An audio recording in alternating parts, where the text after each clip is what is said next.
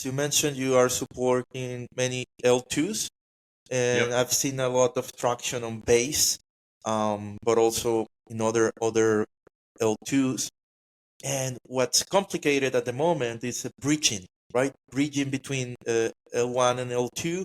And also, I've seen many collectors and artists kind of, being a little bit, how can you say, that they are not happy with the fragmentation, right? It feels there are so many places now, and where should you go? Where should you be? So, what are your thoughts on the fragmentation, and what are your thoughts on the bridging? Because I think you have a very cool feature that you Mhm. could.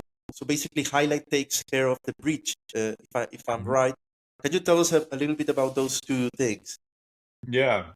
The idea here is we're in a world now where there's many different chains. So when we Mm. say L2s, we're talking about um, chains that are built on top of Ethereum, Yep. are cheaper and faster, and these other things that we like. Much, much cheaper, for example, for a generative artist to create a fully on-chain project on an L2, such as Base relative to Ethereum mainnet.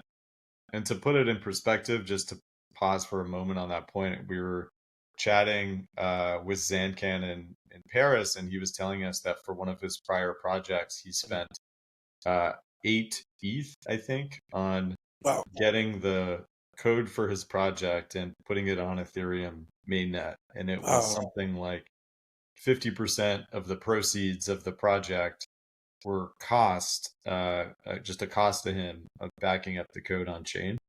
Yeah. So it's a massive amount of money. I think ETH is now at 3,000 US dollars today. So $24,000 spent just Yeah. on storage, data storage for your artwork. And that same cost, so to do the same thing when Michael deployed his project with us last week, it was a few dollars to put his project on chain. So huge, huge benefit there to artists, and we should keep that in mind as we think about, why are we seeing this movement towards L2s? It's Yeah. cheaper for everybody, but dramatically so for many types of artists. The problem is on the collector side. In general, we have a extremely technical and complex set of user experiences, as we know in this space, from creating a self-custody wallet, remembering or storing your seed phrase, figuring out how to connect to different networks. So if you've never used Base before or Optimism or Zora, you'll have to add these details to your wallet to be able to mint on them. And then after you've gone through all that pain and hardship, we tell you you have to bridge currency over to that different network if you just want to buy something. And for these L2s, they're all using in general Ethereum.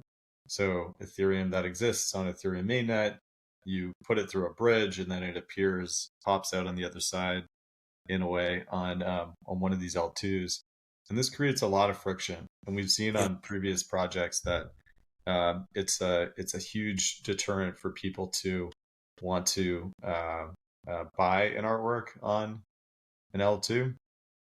So the feature we call cross-chain minting. Hmm. Cross-chain minting is the ability just to select Ethereum that might exist on any other chain besides the chain that the artwork is on, and use that to pay. So if you have Ethereum that's back on mainnet, you don't need to bridge. You can just use that to pay. If you have Ethereum on Optimism, for example, and you want to mint something on mainnet, you could do that. So any currency on any chain can buy artwork on any other chain.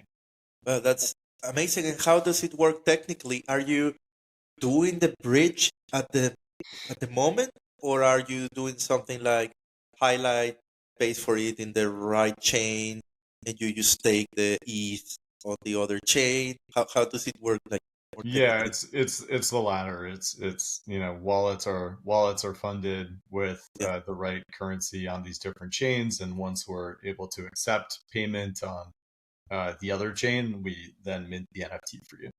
Right. But it only works if they have that currency, right? So they can do it for ETH, Hmm. or let's say if you have to pay with what's the name of the Matic mating in On Polygon. Polygon. Yep. You cannot, if I have ETH, you don't do that bridge, right? Or do the you Not do that? not current not currently, but it's something, yeah, it's something we're looking at. It would be great in the future to have, Yeah, any type of currency be yeah, be usable. yeah. I mean, I think this is the future. To be honest, Nat, probably.